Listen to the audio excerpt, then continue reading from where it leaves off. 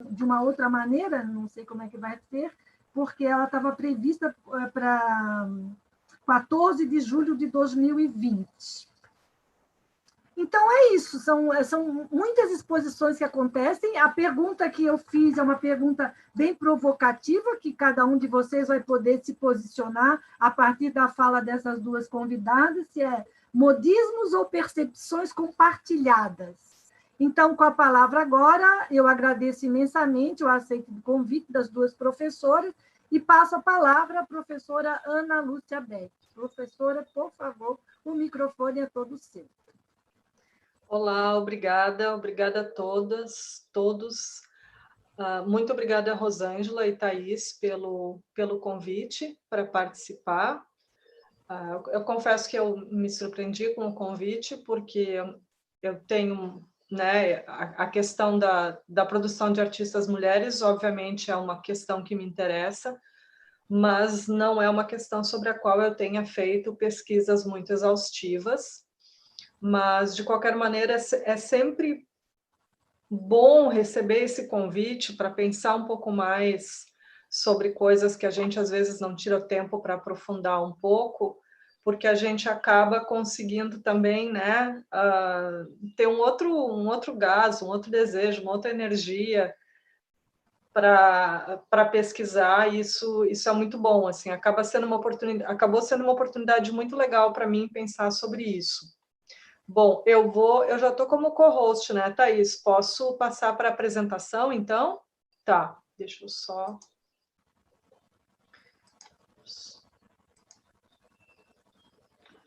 Ok. A única coisa, só um pouquinho, eu perdi completamente vocês, até a janelinha foi embora. Aquela janelinha pequena para eu continuar vendo. Bom, azar. Qualquer coisa, eu paro de vez em quando e vocês me dão um toque, pode ser? Pode. Tá, joia, obrigada. Bom, então, meu nome é Ana Lúcia, como disse a professora Rosângela, e essa é a apresentação que eu preparei para conversar com vocês hoje à tarde. Vocês têm ali o meu e-mail, minha página na academia, onde eu coloco várias das minhas publicações e apresentações que eu fiz em congresso. Então, vocês podem manter o contato comigo se tiverem esse interesse. A primeira exposição sobre a qual a gente vai falar foi das Guerrilla Girls, e aconteceu no MASP em 2017.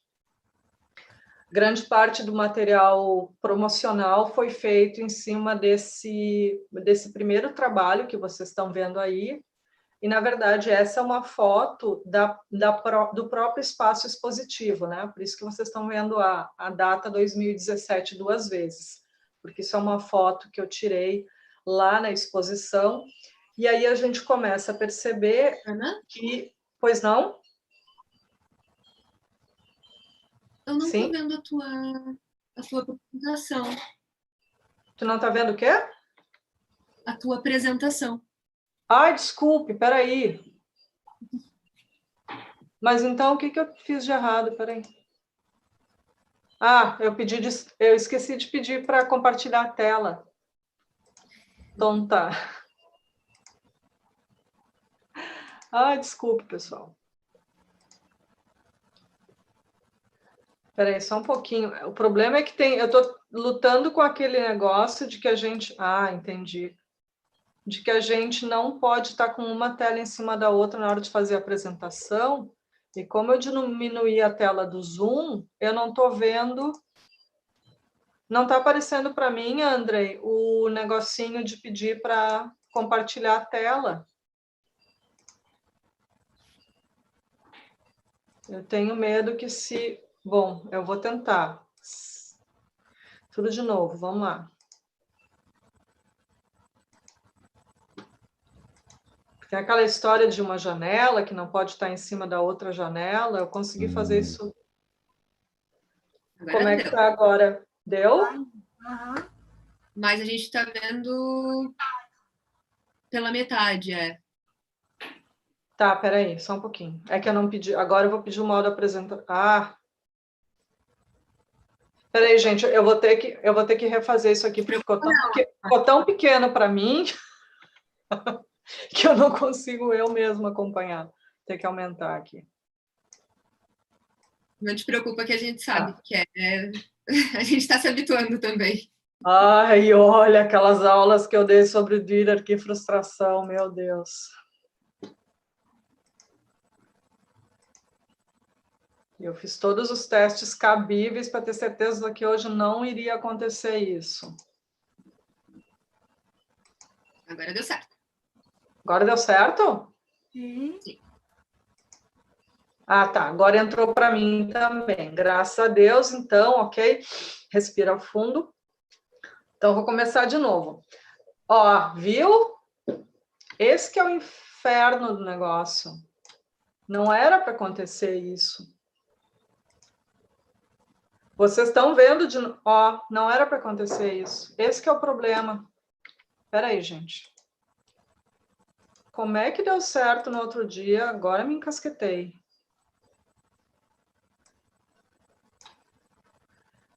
Eu acho que... Pra gente tá fazendo bonitinho. Ah, peraí. Agora consegui. Agora eu consegui.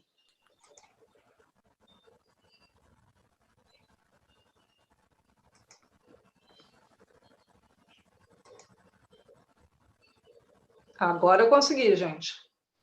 Agora não tá vendo aquela janelinha dizendo please move this window away. Tá. Om Namah Shivaya. Vamos embora. Então, voltando, essa é uma foto logo na entrada da exposição no MASP.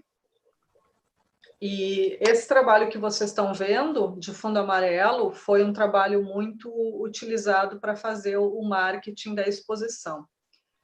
E aí a gente percebe, já que nessa foto, né, que o MASP tomou digamos assim, teve um projeto expositivo, dialogando com o projeto curatorial, que o projeto expositivo conversa muito com as obras, né? Então, aqui a gente já tem algo que chama atenção, que é esse contraste bem grande de duas cores primárias extremamente saturadas, né? Então, a parte das paredes do museu estavam pintadas em vermelho, e com isso chamava muita atenção o trabalho das Guerrilla Girls. Eu vou voltar a esse trabalho depois, então por isso que eu não vou comentar ele mais agora.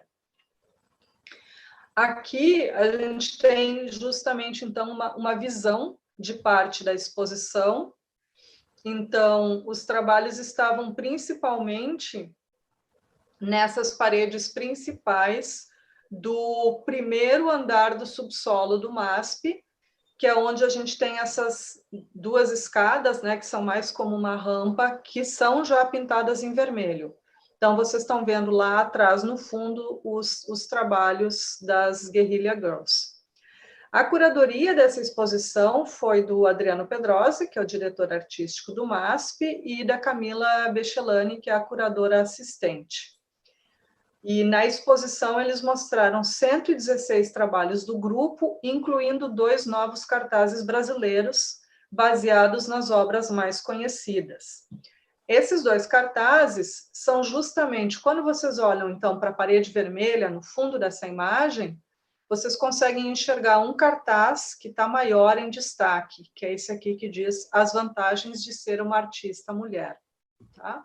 Então, esse cartaz e o que a gente viu anteriormente, esse aqui de fundo amarelo, foram, digamos assim, 2 trabalhos que foram produzidos em português, à semelhança do que elas normalmente fazem em inglês, especialmente para essa exposição.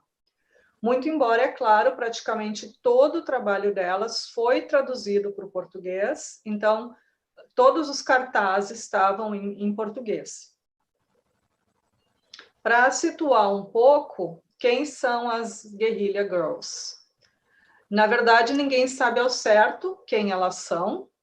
E não reparem, eu mantive a grafia original do nome delas em inglês, tá? Por isso que está Guerrilla com 2 L's e não com LH.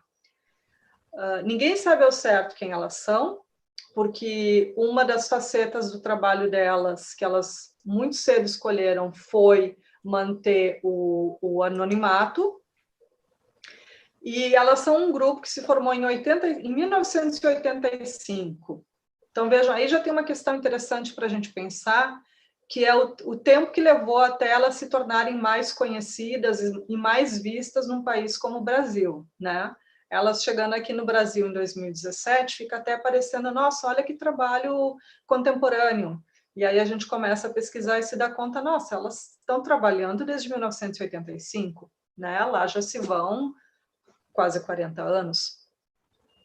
E o grupo se formou em resposta a uma exposição que tinha sido realizada no ano anterior, justamente no MoMA, em Nova York, e era uma exposição com o título de Survey of Recent Painting and Sculpture, Panorama Internacional de Pinturas e Esculturas Recentes, com curadoria de Kynaston McShane, e era uma mostra que tinha incluído 165 artistas.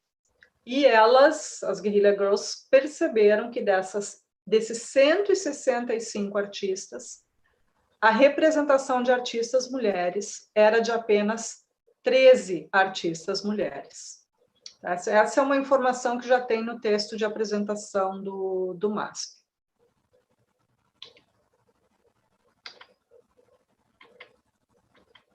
Espera aí só um pouquinho, gente, deu uma travadinha aqui. Tá aparecendo para vocês de novo ali o Please Move This Window Away, Andrei? Na verdade, agora eu acho que a imagem está custando para... Vai baixar.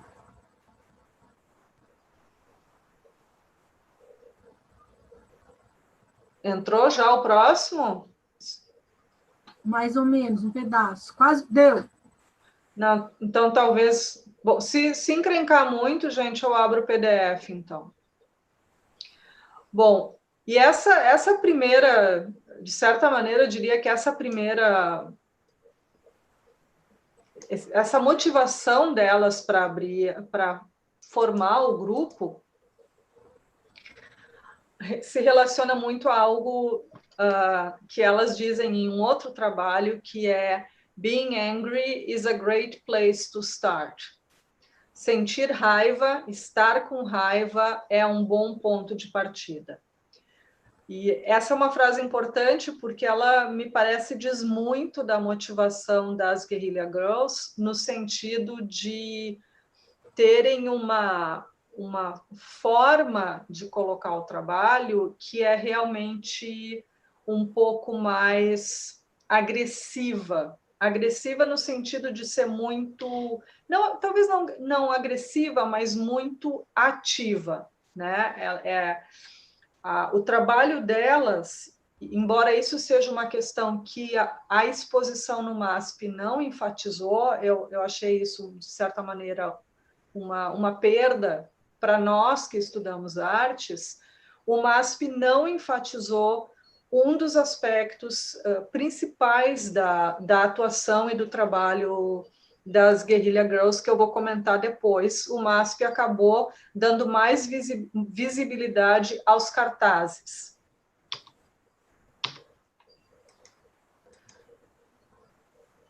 Bom, foi a próxima? Foi. Beleza. Nesse site que tem ali do MACBA, a gente encontra um trabalho que elas fizeram que se chama Our Story. Está disponível no MACBA, o Museu de Barcelona. E ali elas explicam um pouco o que motivou elas e qual foi a história delas. E elas colocam outras duas frases que também são importantes para a gente situar o que elas fazem e as suas decisões artísticas. Uma delas é que elas se auto-intitulam a consciência do mundo da arte. Então, aí a gente já vê uma faceta interessante do trabalho delas, que é o fato, e isso não ficou tão marcado no projeto curatorial do MASP, que é o fato de que elas se colocam como artistas mulheres que não vão apresentar simplesmente uma visão crítica com relação apenas à sociedade como um todo, mas elas vão ter um olhar também muito aguçado e muito cuidadoso para o próprio mundo da arte, para o próprio sistema artístico. Isso é talvez, inclusive, a faceta mais primordial do trabalho delas. Isso eu estou frisando porque me interessa, porque eu vou costurar mais adiante. O outro aspecto é que elas também comentam de si, né, afirmam a respeito de si próprias, que as feministas podem ser engraçadas, o que é uma grande provocação, só que aí a gente começa a entender por onde a gente pode ler o fato de elas, por exemplo, se apresentarem sempre, em qualquer evento público, com máscaras de gorila sobre as suas faces, né? Então, já é um lembrete de que não é porque nós estamos lidando de maneira crítica com uma realidade que a gente tenha que perder a capacidade de sermos irônicas, de rirmos, e talvez, quem sabe, eu diria de usar a ironia como um mecanismo que te permite falar mais fundo, às vezes, sobre questões que são um pouquinho espinhosas, né? Porque a ironia te permite deixar algumas coisas no subtexto, o que é interessante.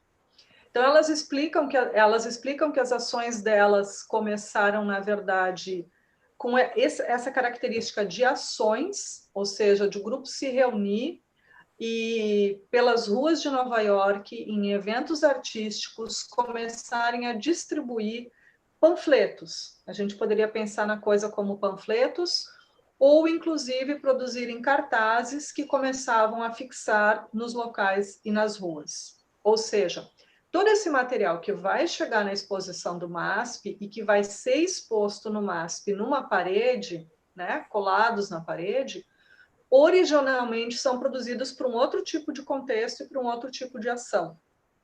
E justamente por uma ação que chega mais perto do público, né? Que ou pega o público de forma desatenta em espaços do cotidiano, ou pega o público até num evento de arte no qual elas começam a distribuir panfletos.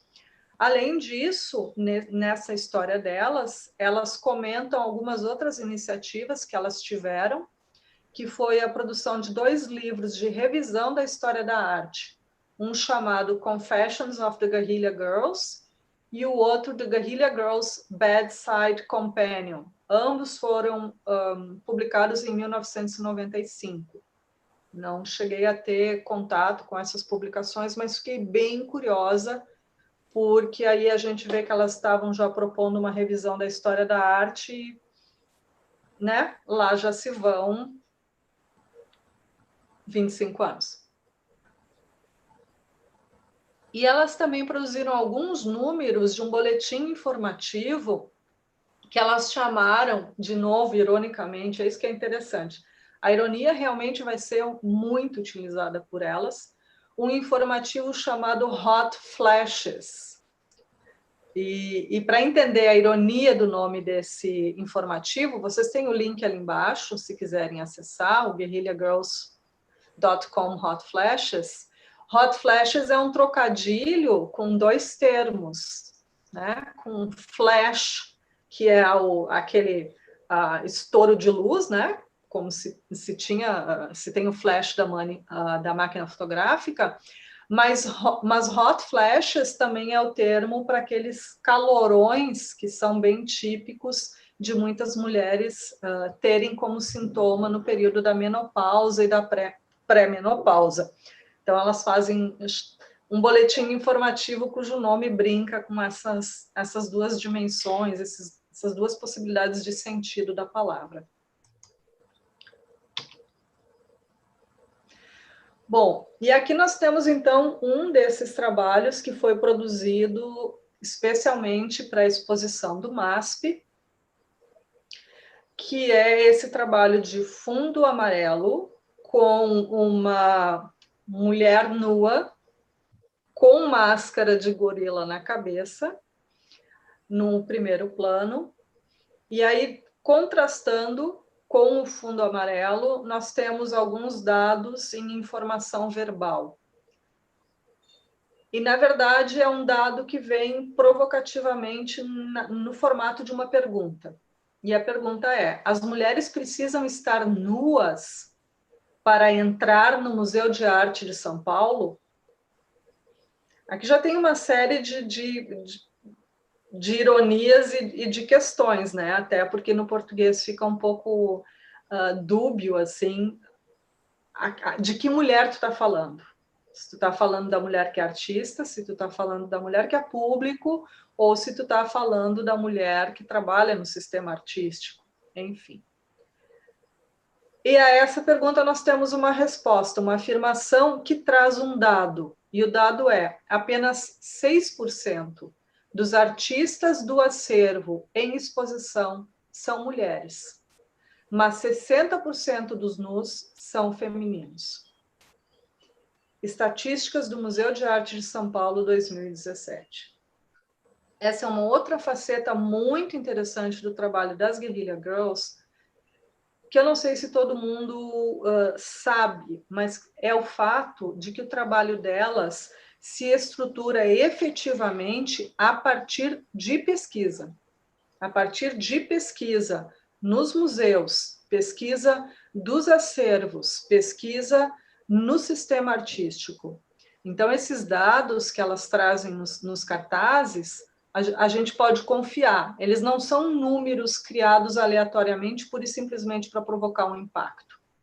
Essa é uma faceta muito importante, que elas estão usando a ironia para trazer dados que são reais, que são fato e que revelam a maneira como artistas mulheres, não como elas operam, mas a maneira como elas são recebidas e absorvidas pelo sistema artístico, confrontando esse dado com o tanto que as mulheres já entraram na arte numa posição passiva, principalmente aí como modelos, né? E aí a gente pode revisar toda a história da arte como personificação e alegoria da beleza, e aí ainda tem uma esteira de outras significações para as quais o corpo feminino, principalmente nu, vai ser utilizado.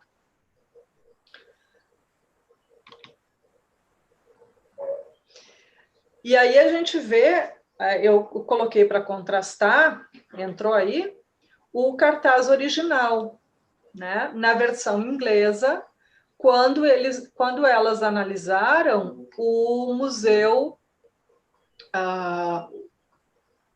o Metropolitan Museum de Nova York.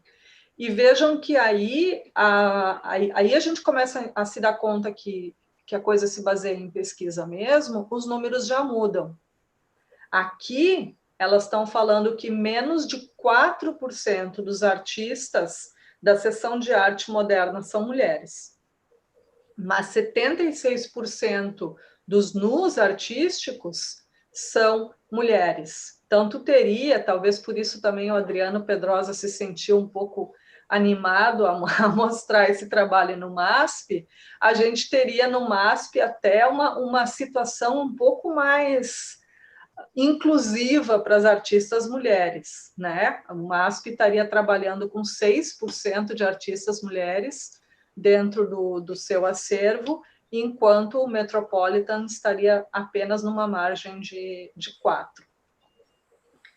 E nesse cartaz a gente já vê as duas estratégias que elas utilizaram, uma das quais eu já disse, elas usam muito, que é a ironia, né?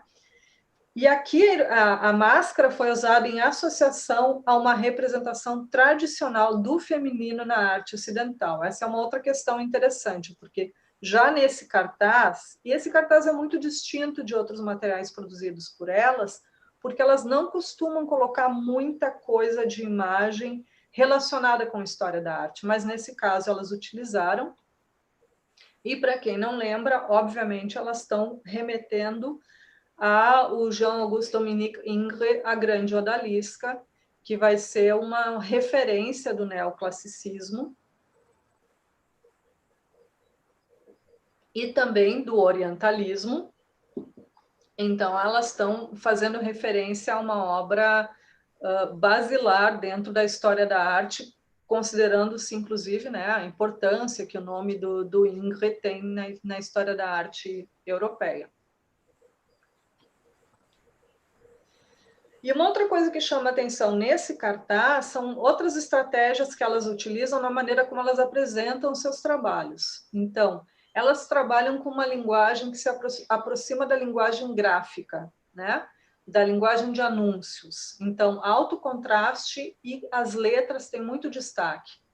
Essa informação verbal que elas trazem tem muito destaque. A distribuição era feita pelas ações de fixação de cartazes em locais públicos. As frases, assim como muito material de propaganda, tem frases curtas e impactantes, e elas recuperam dados aferidos através de pesquisa. Isso lembra uma outra artista, para a gente ter assim uma referência, que até se tornou, já era bastante conhecida no Brasil na década de 90, que é a Bárbara Kruger. A Bárbara Kruger trabalhou com essa mesma, esse formato, digamos assim, de tirar partido da linguagem visual da propaganda para trazer questões de crítica social. E é interessante porque daí alguns trabalhos da Bárbara, inclusive, dialogam com algumas dessas questões que as Guerrilla Girls estão questionando, né? Um dos mais famosos é esse, que afirma que o seu corpo é um campo de batalha. Um trabalho como esse da Bárbara Kruger, por exemplo, ele teve um impacto, ele foi lido e recebido de uma forma tão positiva, né? E aí a gente vê que o público entende muito rapidamente o que está sendo sugerido num trabalho como esse, que ele acaba se tornando símbolo, acaba sendo utilizado em muitas marchas realizadas em Nova York, em Washington, nos Estados Unidos, marchas pelos direitos das mulheres, em discussões como, por exemplo, a questão do aborto. E aí a gente vê que questões como essa são questões que também as Guerrilla Girls também vão tocar nisso, tá? E aqui a gente está vendo que nem todos os cartazes que elas produzem foram traduzidos por português. O que o MASP fez, e por isso que eu deixei essa fotografia sem corte, vocês conseguem ver aqui nas laterais que o MASP produziu umas traduções, né, dos cartazes maiores, que tem a arte original e o texto original em inglês, e o MASP colocou do lado, então, essas fichas técnicas com a tradução. E aqui a gente vê o tom um pouco provocativo delas, né? As Guerrilla Girls solicitam um retorno aos valores tradicionais do aborto. Aí tu pensa, como assim valor tradicional do aborto? Do que tu está falando? E aí elas vêm com um dado histórico da legislação norte-americana, que é o fato de que até a metade do século XIX, o aborto nos primeiros 5 meses da gravidez era considerado legal. E até mesmo a Igreja Católica não proibia o aborto dentro desses 5 primeiros meses até 1869. Então, isso é muito interessante porque elas trazem muitos dados que lançam uma nova luz a alguns discursos que são hegemônicos e bem comuns na nossa sociedade, como esses discursos baseados em, né, no meu tempo não era assim, porque agora o mundo está virado. E aí elas têm outros trabalhos nessa linha, como esse aqui, né, onde elas afirmam que desculpa, pessoal. Os republicanos... A janelinha do Zoom está em cima, não estou conseguindo ler. Os republicanos defendem o direito das mulheres a terem controle sobre o seu próprio corpo, né? Mas aí a gente vê que a ideia de controle sobre o próprio corpo que elas atribuem aos republicanos é o controle estético, né? O direito de fazer deformações no corpo através enfim, de muitos desses hábitos normativos estéticos, como pintar o cabelo, fazer cirurgia no nariz, fazer... aí elas, né... ai, gente, desculpe, eu bati o olho no inglês. Implante de silicone e por aí vai, né? Elas citam até a tradição chinesa antiquíssima de deformar os pés das mulheres para elas, né, terem um pé pequeno, que era o que era considerado charmoso. Então, elas têm um olhar crítico bem amplo para, de certa maneira, lembrar o público de como em N momentos históricos tu tem controle sobre os corpos e como ele muitas vezes vai passar pela questão estética. Ops. Isso aqui a gente já falou. E aí esse trabalho delas me lembrou uma outra artista que também na década de 80 já estava trabalhando com questões parecidas e usando estratégia parecida no sentido de se valer da maneira como a propaganda opera, que é a Jenny Holzer. Vocês devem já ter ouvido falar dela. Ela também já era muito conhecida no Brasil na década de 90. E a Jenny Holzer também vai trabalhar com essa ideia de produzir obras em cartaz, mas ela consegue ir um pouquinho mais longe, inclusive incorporar nos seus trabalhos outdoors, letreiros luminosos, como esse que vocês estão vendo aqui em Times Square, no qual, em 86, né? No qual ela projetou essa frase que é antológica, todo mundo que conhece o trabalho dela lembra dessa frase, que é: proteja-me daquilo que eu desejo.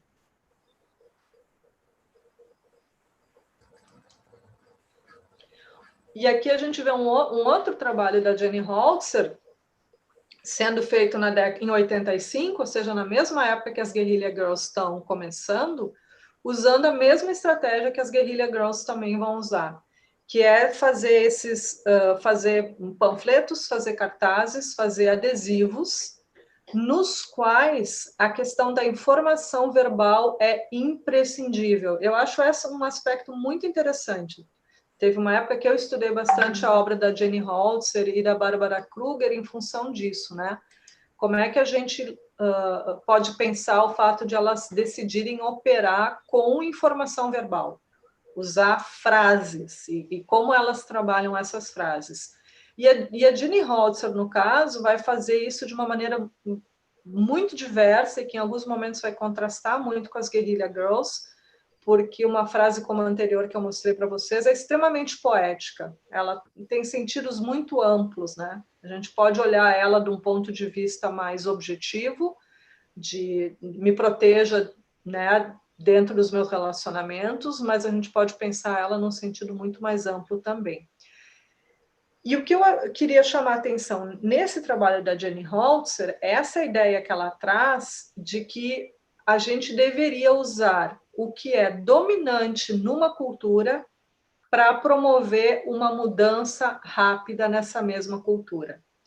Se a gente entende essa frase, a gente percebe que o fato de elas dessas artistas optarem por trabalhar com a linguagem da mídia, com a linguagem da propaganda, vem justamente dessa decisão de trabalhar com aquilo que é dominante na cultura. Ou seja, apesar de tu estar produzindo algo que é a arte, tu utilizar um modelo visual que tem um outro tipo de entrada para o público, porque já é um modelo visual dominante. E eu achei interessante que eu fiz da minha, né? Fiz essa associação porque eu lembrei da Jenny Holzer. Aqui tem um outro trabalho dela, ela é muito conhecida também pelos truísmos e pela série Survival. Nos truísmos, ela trabalha mais também com algumas poucas frases muito impactantes, como aquela Protect Me From What I Want. E no Survival, ela trabalha com umas narrativas um pouco mais extensas, que chegam a ser uns pequenos contos, assim, se quisermos, que são lindíssimos, que pegam muita questão de sobrevivência, de experiências traumáticas, de guerra, de violência, de lares com violência. É uma série belíssima, dolorida, mas muito, muito bonita. E, ai, desculpe, gente, eu esqueci de fechar o WhatsApp aqui antes de começar. Espero que esse barulhinho não esteja incomodando vocês. E eu achei interessante que eu recuperei da minha memória a Jenny Holzer, porque eu acabei descobrindo, preparando essa aula, que as próprias Guerrilla Girls, em 1985, produzem uma exposição num clube chamado Palladium, em Londres, na qual vão participar, elas vão convidar apenas artistas mulheres, e elas usam como material para fazer o cartaz de promoção da exposição justamente uma obra da Jenny Holzer, daquela série que eu falei para vocês antes, que é o que vocês estão vendo aqui nessa parte, né, cor-de-rosa do cartaz, que tem um texto. Então, isso é um trabalho da Jenny Holzer, que entrou nessa curadoria que as Guerrilla Girls fizeram. Então, aí a gente vê que certamente, que não é à toa que essas artistas estão trabalhando de formas semelhantes, porque elas, inclusive, se conhecem, se promovem. Então, nessa exposição, que tinha uma quantidade bem impressionante de nomes, a gente tinha mulheres como a Louise Bourgeois, a Joyce Kozloff, a Miriam Shapiro, a Cindy Sherman, a Kiki Smith, a própria Jenny Holzer, tá? E é interessante que as próprias Guerrilla Girls colocam uma nota nesse cartaz dizendo as Guerrilla Girls lembram que muitas grandes artistas mulheres não estão nesse show. Então, elas têm essa atitude de elas próprias já pedirem desculpas pelo fato de que elas também não incluíram todo mundo, todas as mulheres, né, que poderiam. Aqui a gente tem alguns outros exemplos de trabalhos que tinha lá no MASP, então que pegam, a princípio parece que elas estão fazendo referência a uma questão mais ampla social, mas elas muitas vezes entram com dados sociais mais amplos para chegar no campo artístico, né? Então, imaginem vocês esses números aqui, de que as companhias de transporte público de Nova York seriam mais inclusivas do que as galerias de arte de Nova York. Isso porque, né, se tu olhar os números dos trabalhadores, tu teria aquelas porcentagens ali de mulheres, e essas porcentagens seriam muito maiores do que a porcentagem de mulheres atuando e sendo mostradas nas galerias de arte, né? Então, por exemplo, entre os motoristas de ônibus, 49,2% seriam mulheres.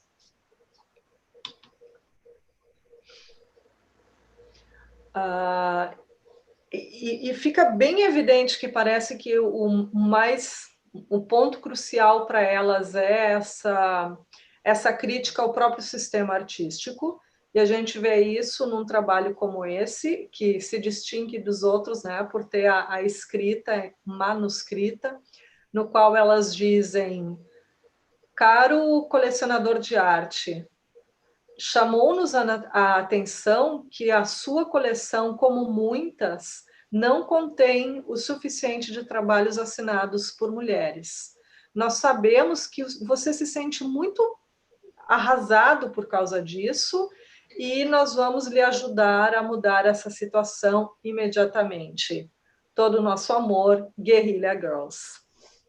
Então, na verdade, elas vão realmente dar umas belas cutucadas no sistema e eu tenho a impressão, claro, eu não consegui aprofundar muito a pesquisa, mas elas vão causar muito incômodo, porque também não vai ser toda a instituição que vai querer abrir as portas para elas, porque já começam a saber que no momento em que abrem as portas para elas, elas vão sair dali de dentro com dados e com informações e com números que, do ponto de vista de discussões hoje sobre representatividade das mulheres no campo social, não são nada bons para essas instituições, né? Não é um bom cartaz, como se diz. A definição das guerrilha girls do que é um hipócrita. O hipócrita é o colecionador de arte que compra arte de homens brancos para se beneficiar de causas liberais, mas nunca compra trabalho de arte de mulheres ou de artistas negros, né? Então, é o cara que vai querer se beneficiar de, por exemplo, isenção de impostos comprando arte. Mas aí, quando faz isso, só vai comprar arte feita por homens brancos. Então, é esse tipo de cutucada que elas dão no sistema. E esse é um dos trabalhos geniais delas. Eu imagino que todas as mulheres na plateia vão se identificar com ele, que elas produziram para a exposição em São Paulo, que são as vantagens de ser uma artista mulher. Eu não sei se vocês querem que eu leia todos os itens vantajosos da nossa carreira. Leio? Sim, Lena. Trabalhar sem a pressão de sucesso. Não ter que participar de exposições com homens. Poder escapar do mundo da arte em seus 4 trabalhos como freelancer. Saber que sua carreira pode decolar quando você tiver 80 anos. Sempre penso na Louise Bourgeois quando eu leio essa frase. Estar segura de que, independentemente do tipo de arte que você faz, será rotulada de feminina. Aqui já está o grande problema para a historiografia da arte. Não ficar presa à segurança de um cargo de professor. Não vou comentar essa. Ver as suas ideias tomarem vida no trabalho dos outros. Ter a oportunidade de escolher sua carreira ou a maternidade. Não ter que engasgar com aqueles charutos enormes, nem ter que pintar vestindo ternos italianos. Ter mais tempo para trabalhar quando seu homem lhe deixar por uma mulher mais nova. Ser incluído em versões revistas da história da arte. Não ter que passar pelo constrangimento de ser chamada de gênio. Ver sua foto em revistas de arte usando uma roupa de gorila. Cada uma dessas frases, gente, seria algumas horas de discussão sobre como nós mulheres percebemos, né, que se dá a nossa inserção no sistema artístico e o tipo de desafio que a gente enfrenta. E vejam vocês, esse trabalho é originalmente de 1988. Parece muito contemporâneo, muito atual, mas, infelizmente, ele não parece atual porque ele seja recente. Ele parece atual porque o que a gente vê quando começa a olhar para esses trabalhos de mulheres da década de 70 e 80 é que as coisas ainda não mudaram socialmente tanto quanto a gente gostaria, e aí parece que essas frases continuam tendo exatamente o mesmo valor e o mesmo peso, se não ainda mais do que naquela época. E eu achei interessante que daí eu fazendo a pesquisa, isso eu acho muito bacana, assim, como o trabalho delas parece que tem um apelo nas novas gerações, mesmo entre quem não é da área das artes. Eu acho isso muito bacana, porque isso significa que elas estão tendo um bom alcance. Então, teria sido muito legal, assim, se eu tivesse, por exemplo, quando vi a exposição no MASP, conversado com pessoas no público para saber quem elas eram. Mas vocês sabem, né? Quem costuma ver exposições em São Paulo sabe que São Paulo tem o público mais, eu acho que eclético do Brasil, né? A gente encontra todos os tipos de pessoas vendo uma exposição de arte em São Paulo. Não noto isso tanto em outros lugares do país.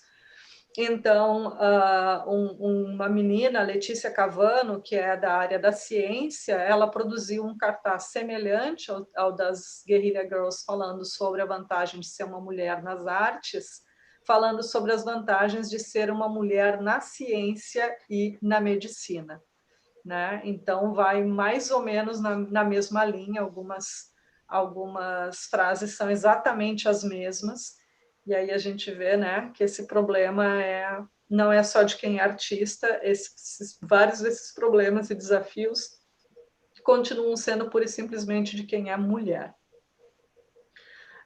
A Letícia Cavano colocou isso ali ela tem um blogzinho onde ela colocou isso. Aqui vocês estão vendo uma foto de uma exposição delas, elas em frente a um local onde elas fizeram uma exposição em Londres, e eu selecionei ela por causa desse cartaz que elas colocaram já na parte de fora do espaço expositivo, que é um cartaz na qual elas informam que elas pediram para 383 museus europeus responderem perguntas que elas tinham formulado sobre questões de diversidade. E somente um quarto deles respondeu. Então, isso diz muito assim do medo, do temor que o trabalho delas tem provocado, me parece, nas instituições. Então, como eu tinha comentado antes, né, eu achei que essa exposição foi muito importante por trazê-las para o Brasil, por dar mais visibilidade para o trabalho delas e para as questões que elas levantam para um grande público, embora, no meu entender, o MASP tenha pecado um pouco por não ter enfatizado mais o quanto elas trabalham em forma de ação, né, e o quanto o trabalho delas se estrutura em pesquisa, e numa atitude bem combativa no sistema. Achei que isso podia ter sido complementado no projeto curatorial.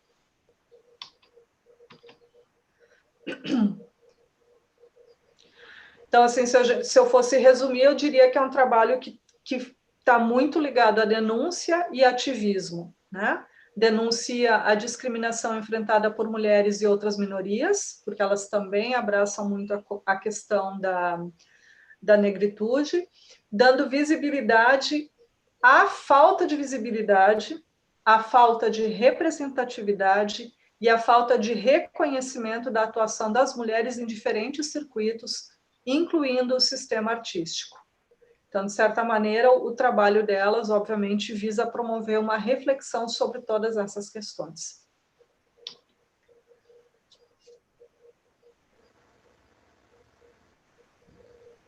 E com isso, eu teria encerrado a parte das Guerrilla Girls. Eu vou entrar, então, apesar do adiantado da hora. Rô, qualquer coisa tu me corta, tá? Sei lá o que fazer. Não vou fazer isso mesmo, estou adorando. Todo mundo está adorando, ninguém vai cortar, não. Ah, então tá bom. Então vou indo. Qualquer coisa me dá um empurrãozinho para ir mais rápido. Então, a gente vai entrar na exposição Mulheres Radicais, Arte Latino-Americana, de 1960 a 1985, que aconteceu na Pinacoteca, em São Paulo, no ano de 2018. Essa exposição teve originalmente no Hammer Museum, em Los Angeles. Vocês têm ali o endereço. E depois ela passou por mais um museu nos Estados Unidos, que eu não me lembro agora de cabeça qual foi, antes de vir para São Paulo. E esse site, gente, do Hammer Museum, eu sugiro que quem se interesse pelo assunto copie ali o endereço, porque isso talvez tenha sido uma das coisas mais positivas que essa exposição produziu para quem trabalha na área e se interessa pelo trabalho de artistas mulheres. O Hammer Museum conseguiu, como parte desse projeto curatorial, manter uma quantidade absurda de informação no seu site. Então, para absolutamente todas as artistas que participaram dessa exposição, para todas, tem verbetes no site com a biografia delas e com a reprodução de pelo menos 2 a 3 trabalhos que foram expostos, com fichas técnicas completas. Então, assim, isso é muito interessante dessa exposição, que ela não somente produziu uma exposição, mas ela produziu, como todo mundo sabe, um catálogo que só ele deveria render algumas boas teses de doutorado pela quantidade de informação e de material. E, em contrapartida, tem esse aspecto social que eu acho maravilhoso, que é disponibilizar muito dessa informação nesse site, né? Que continua operando ainda hoje. Então, a curadoria da exposição foi da Cecília Fajardo Rio e da Andrea Guiunta, e foi resultado de 2 anos de pesquisa. E um aspecto muito interessante é que, na verdade, elas contaram com toda uma equipe de pesquisadores. Alô, curadores, fica a dica. A pesquisa foi feita por um conjunto muito grande de estudantes de artes da Austin University, no Texas. Então, tinha um corpo vasto de estudantes ajudando elas a fazerem esse verdadeiro mapeamento. Até porque, inicialmente, elas pretendiam trabalhar com um recorte cronológico muito mais amplo. Elas iriam chegar até o contemporâneo e começariam já em 1947. Só que, aí, depois desses 2 anos de pesquisa, pesquisando esse recorte cronológico maior, elas chegaram numa quantidade de mais de 300 artistas. E se deram conta que, desse jeito, a exposição ficaria inviável, elas não teriam condições. Então, elas acabam reduzindo o recorte curatorial para essa janela entre 1960 e 1985, apresentando, então, 120 artistas latinas, e eu grifei latinas em itálico, porque essa é uma questão interessante. Sempre que eu converso com alunos dos Estados Unidos, a gente fala sobre isso, que é o fato de que nós, aqui no Brasil, não nos vemos muito como latinos, né? A gente nem usa muito essa nomenclatura para nos pensarmos. E para o pensamento acadêmico americano, essa palavra é absolutamente imprescindível, né? Então, nós somos reconhecidos como latinos, nós somos os latinos. Então, são 120 artistas latinas de 15 países das Américas. Esse é um ponto maravilhoso da exposição, ela é uma exposição extremamente representativa. Se tu pensa na quantidade de artistas e na quantidade de países que foram contemplados, de certa maneira. Então, o primeiro objetivo da curadoria era fazer um levantamento histórico de trabalhos pioneiros que, segundo elas, teriam sido invisibilizados pela historiografia tradicional da arte. Mas, ao mesmo tempo, elas queriam considerar tanto artistas conhecidas como artistas desconhecidas. Como a gente está falando mais da questão da exposição, eu não vou entrar muitos nos detalhes sobre as artistas, mas eu vou justamente ir pincelando esses comentários sobre a exposição, colocando em paralelo as imagens das artistas, para já vocês terem uma noção de que tipos de artistas, que artistas foram aparecendo. Desculpem o tipos aí na frase, estava totalmente fora do lugar.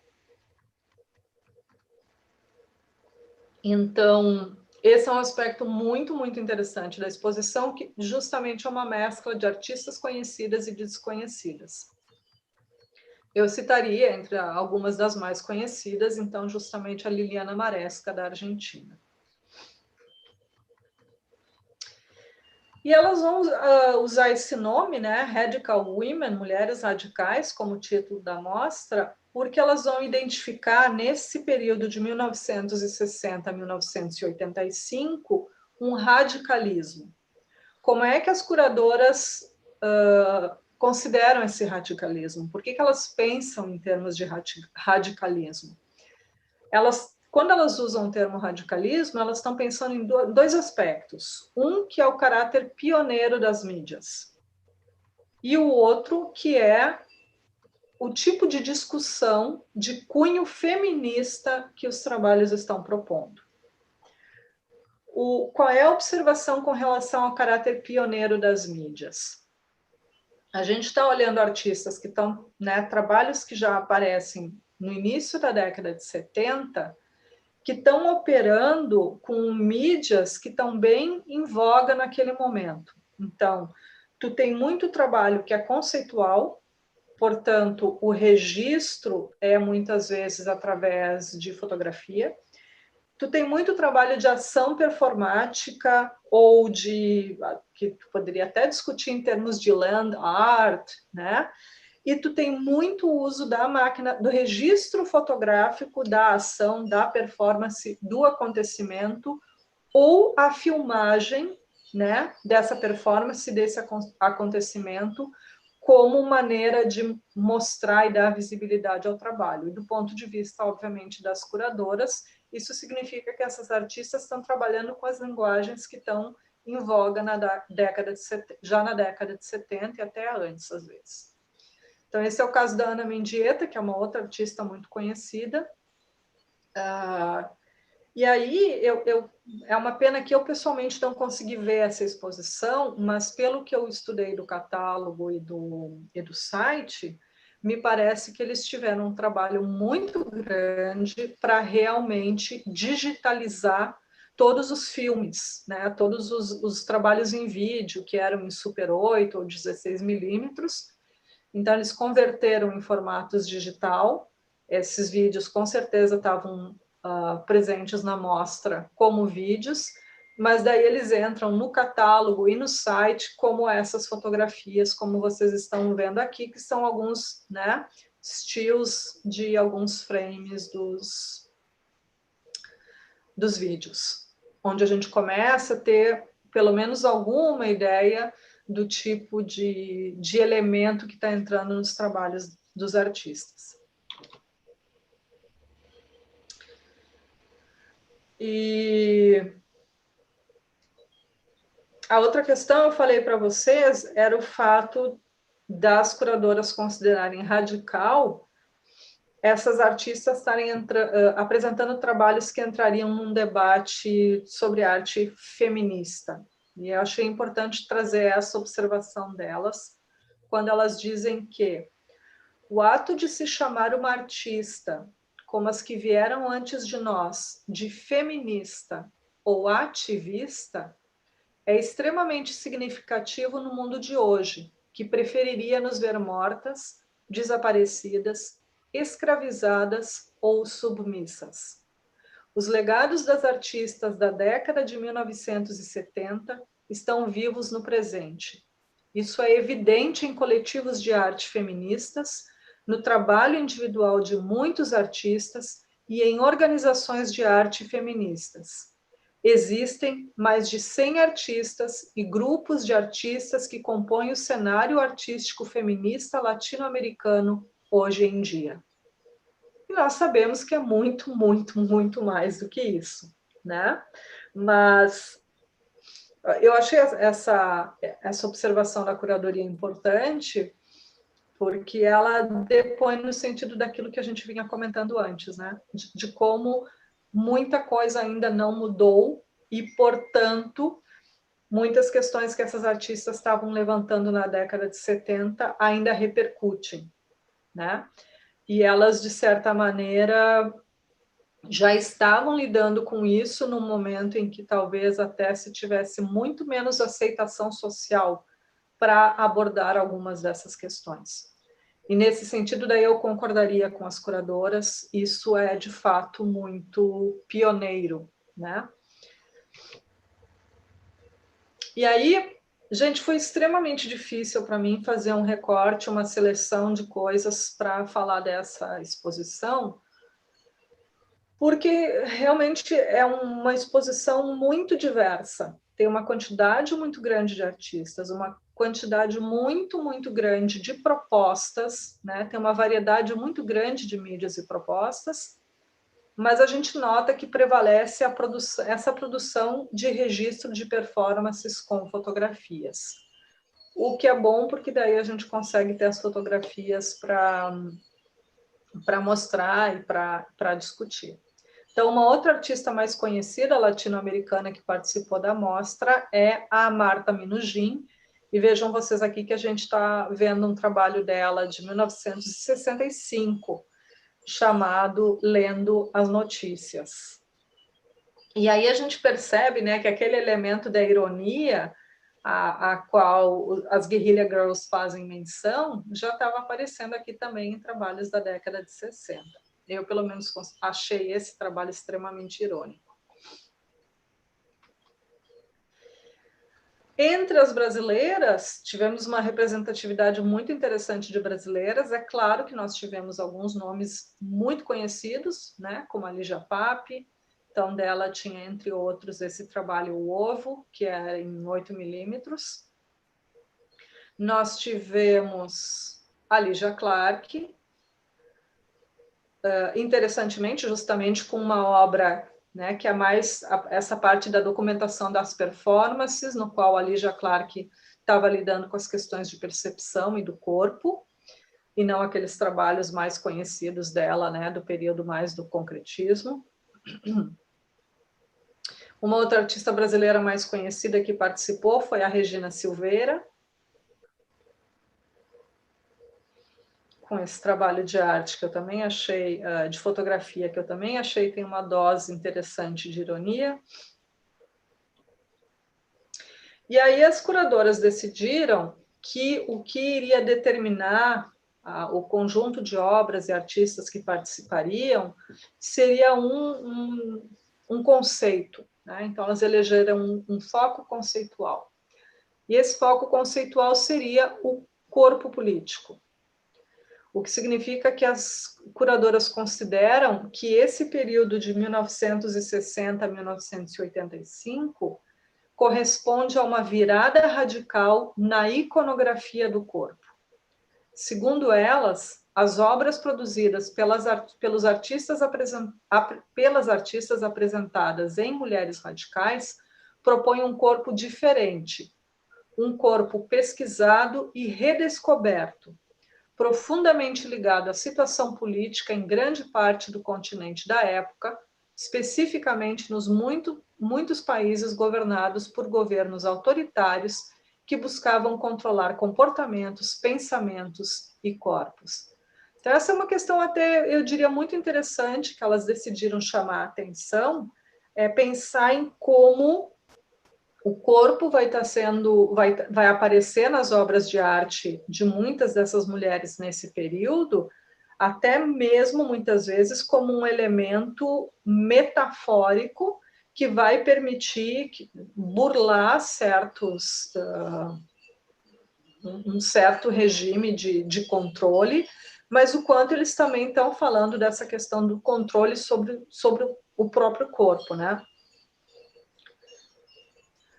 Até considero que em matéria de Brasil a gente ainda tem muito a investigar, né, do quanto as obras desse período das mulheres podem e devem e de que maneira poderiam ser lidas em função da nossa situação política, né, de estarmos sob um governo militar, sob uma ditadura.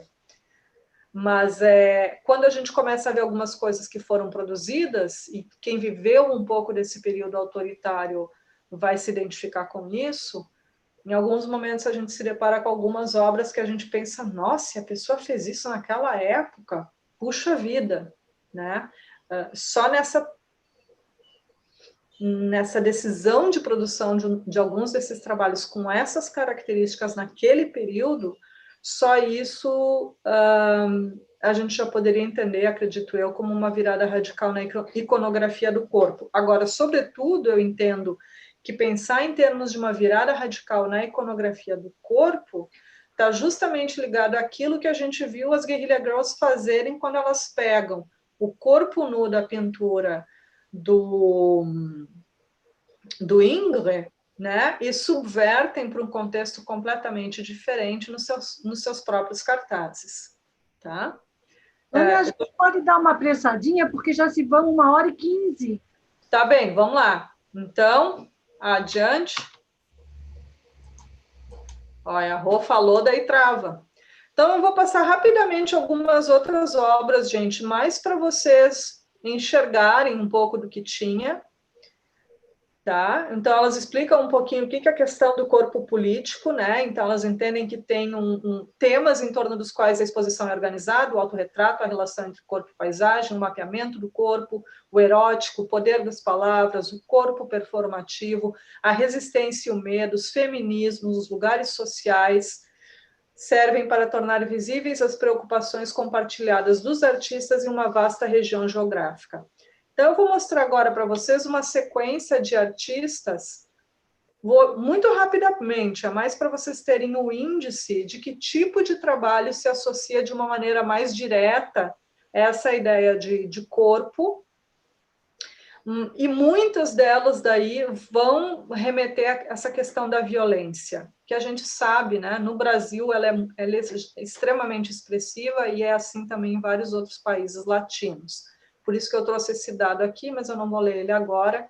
E esses gráficos que mostram a ascensão da violência doméstica em São Paulo entre 2009 e 2016, que são gráficos que, na verdade, mostram o quanto a violência contra a mulher acontece, sobretudo, dentro de casa. Como ela é uma violência perpetrada não pelo estranho, mas pelo homem que convive contigo, que é o que torna tudo, eu acho que, mais aterrorizante, mais complicado.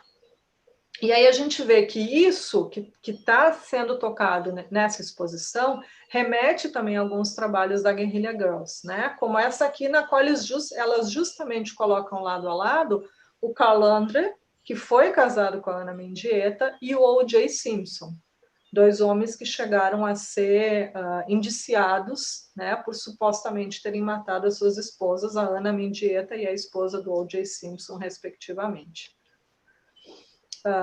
E aí a gente entende também como, mesmo em questões de violência sexual, as Guerrilla Girls vão tocar nos problemas dentro do sistema artístico, né? Então, elas têm esse trabalho aqui que é bem interessante, que são 3 maneiras diferentes de tu citar um artista quando ele é um predador sexual. Então, elas apresentam 3 textos diferentes. O texto que foi escrito para agradar o cara que doou o trabalho, o texto que foi escrito pelo museu que não está querendo entrar em conflito e o texto que elas, Guerrilla Girls, escreveriam sobre esse artista. Né? Então, são 3 títulos, 3 textos diferentes para apresentar o mesmo artista. E então eu vou mostrar, claro, elas vão voltar, as curadoras vão voltar a essa questão, né, do panorama político ditatorial na América Latina nesse período, para situar o trabalho de artistas como a Márcia X, como alguns outros trabalhos da Lígia Pape em filme, o Coma-me, como os trabalhos da Leonora de Barros, e os trabalhos de algumas artistas que, para mim, eram menos conhecidas, como é o caso da Mara Álvares, num trabalho da década de 70. E o trágico, e foi por isso que eu selecionei alguns desses trabalhos e selecionei a Mara especialmente, a Mara foi professora no Instituto de Artes da URGS da época em que eu era aluna. Eu não tomei conhecimento de um trabalho como esse, feito por ela 20 anos antes, quando eu estudei no Instituto de Artes da URGS. Eu vim conhecer esse trabalho quando eu vi a exposição Mulheres Radicais, quando eu vi o catálogo, que me foi dado, inclusive, pela filha da Mara Álvares, que é minha amiga. Isso, para mim, foi muito impactante. É por isso que eu quis trazer essa discussão para vocês, porque eu pensei, meu Deus, a minha vida acadêmica e artística poderia ter sido muito diferente se eu, como jovem de 20 e poucos anos, tivesse conhecido um trabalho como esse na época em que eu estava iniciando a minha carreira. Vocês vão entender no final por que eu estou falando disso. Tem esse outro trabalho aqui dela, da série Andando Sônia. E aí eu vou mostrar alguns trabalhos bem rapidinho só para vocês terem a referência. Então, como tem uma variação de mídias, uma variação de propostas, mas como realmente a questão da presença do feminino na sociedade parece que é uma constante. A Márcia Schwartz, a Cati Horna, a Wanda Pimentel, a Sandra Eleta. Vocês estão vendo que tem muita coisa com fotografia, mas não somente. A Delfina Bernal, a Sara Modiano, e aí a gente vê que nem todos os trabalhos são pura e simplesmente sobre questões do feminino, outras são sobre questões mais amplas, né? Tipo esse, Desaparece uma Cultura. A Silvia Salazar Simpson, e aqui está entrando de novo a ironia. Isso eu acho interessante, como a ironia está sempre presente nos trabalhos feitos por mulheres, principalmente quando elas estão lançando um olhar mais crítico para a questão masculina. São os trabalhos para nós, como mulheres, desculpe, meninos da plateia, mas são divertidíssimos para a gente olhar, eu acho que vocês vão concordar comigo, porque eles justamente parece que falam de algumas coisas que são óbvias, mas é difícil de falar sobre elas, como é o caso aqui da Victoria Cabezas. E em outros momentos as obras já têm um tom muito mais poético, eu diria, como é o caso desse trabalho da Rosa Navarro. Em outros tem um caráter muito ambíguo, como esse outro trabalho da Márcia X. Quando eu mostro esse trabalho para os meus alunos que são americanos, é interessante, porque para nós a analogia aqui é muito fácil, para eles não. Né? Porque tu tem que entender o contexto do leite condensado na sociedade brasileira e na sexualidade brasileira para entender o que a Márcia está tocando nesse trabalho. E eu achei interessante que as questões que essas mulheres radicais levantam, eu acredito que elas realmente nos dão um pano de fundo e uma base para a gente pensar com muito mais profundidade trabalhos mais contemporâneos, como é o caso da Berna Reale. Eu lembrei imediatamente dela. Então, essa exposição, ela nos permite, né, investigar um pouco mais essa exposição e a produção dessas mulheres, nos permite repensar a relação entre as artistas mulheres e a visibilidade. E é com essa questão da visibilidade, em 5 minutos, eu prometo, Rosângela, que eu quero terminar.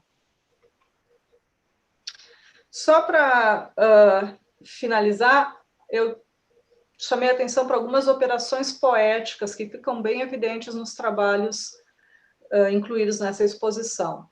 Ações performáticas, crítica, denúncia, muitas vezes com imagens de muito impacto, ironia, poesia e uso de metáforas. Esses trabalhos evidenciam uma visão crítica e questionadora sobre o lugar social e a condição das mulheres.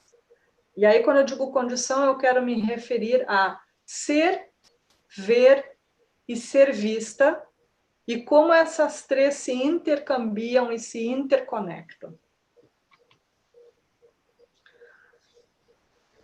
Algo que dialoga muito com essa série. Obviamente, esses trabalhos não estavam na exposição, mas achei interessante trazer só para a gente ver como uma coisa repercute na outra. Esse trabalho do ano passado, da Berna Reale, em fotografia, que a gente vê com completos outros olhos quando a gente entende essa tradição de artistas mulheres e as questões que elas vinham abordando. Mas eu queria chamar a atenção para um documentário que foi há pouco lançado no Netflix, que se chama Jeffrey Epstein, que é todo um documentário sobre uma questão de um processo por violência sexual contra um magnata norte-americano. E nesse documentário aparece uma questão interessante, que é o fato de, nos Estados Unidos, não se referirem mais às vítimas de assédio sexual ou de violência sexual como vítimas, mas a opção que a jurisprudência está tendo lá de se referir às pessoas que passaram por esse tipo de situação como sobreviventes, mudando a nomenclatura. E promovendo que as pessoas que passaram por isso se pensem como sobreviventes e não como vítimas. Por que eu quero trazer isso para finalizar? Porque, assim, para complementar isso, eu sugiro muito a leitura do Alberto Manguel, de um livro chamado Lendo Imagens, uma história de amor e ódio, principalmente em função de 2 capítulos que o Alberto Manguel escreve num livro que ele lança em 2001 e que passa batido e despercebido por muita gente que trabalha com questão de produção feminina, que são os capítulos nos quais ele nos apresenta Tina Modotti e também a Dora Maar. A Dora Maar, que inclusive, né, ambas artistas que muito pouco conhecidas, que não entraram para a história como artistas, mas que entraram muito mais como é o caso da Dora Maar, de a amante do Pablo Picasso, né? E no caso da relação entre o Pablo Picasso e a Dora Maar, o Manguel, inclusive, levanta a questão de como o Pablo Picasso criava situações de violência psicológica com a Dora, para que a Dora começasse a chorar, para que aí ele desenhasse. Então, segundo o Alberto Manguel, são os momentos explícitos de violência emocional que o Picasso impõe à Dora que permitem a ele produzir Guernica. E aí, como ele diz, uma obra que aparentemente denuncia a violência nasce de uma violência imposta a uma mulher. Então, como é que eu quero finalizar tudo isso? Porque isso é uma questão que a gente discutiu lá no início da disciplina, né, Rosângela, quando eu ainda estava conseguindo acompanhar. É muito importante, me parece, a gente pensar nessa possibilidade de nos pensarmos e pensarmos a produção feminina muito mais como uma sobrevida do que como um resultado de um processo no qual sejamos vítimas. E, nesse sentido, a gente pode pensar, e é isso que o Alberto Manguel nos permite pensar naqueles 2 capítulos, que a gente sobrevive na autoria das narrativas. Ou, em outras palavras, uma maneira de a gente sobreviver a essas condições adversas é nos entendermos, nos considerarmos, nos respeitarmos enquanto autoras.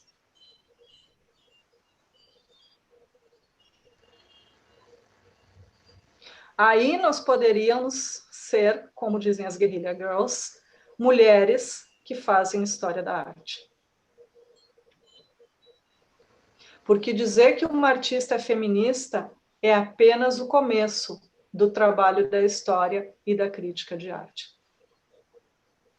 Isso é o que essa exposição das Guerrilla Girls melhor nos mostram. Dizer que uma artista é feminista ou que uma produção é feminista é colocar uma etiqueta que está só situando no tempo e no espaço, mas tem aí uma seara enorme de trabalhos, pelo menos dos últimos quase 200 anos, e muito mais do que isso, vocês viram isso na disciplina com a Rosângela, que tem que ser revistos e que tem que ser repensados para a gente entender que questões, enquanto autoras, as mulheres estão colocando na sua produção. Era isso, gente. Muito obrigada.